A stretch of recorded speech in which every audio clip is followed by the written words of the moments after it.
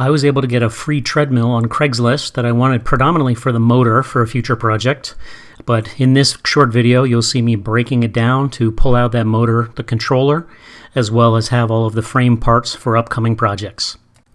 Please enjoy.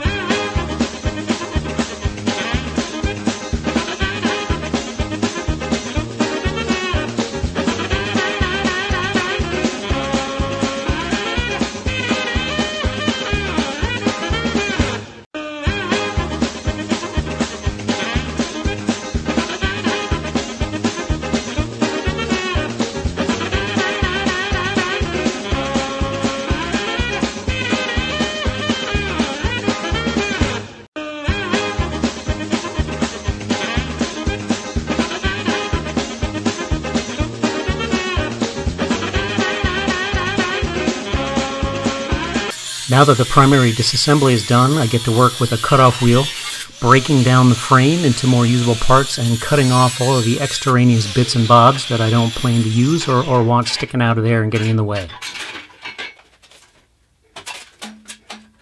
Here I'm marking for length as I'm cutting off that end box of this frame is going to be used for an upcoming project that you'll see very soon.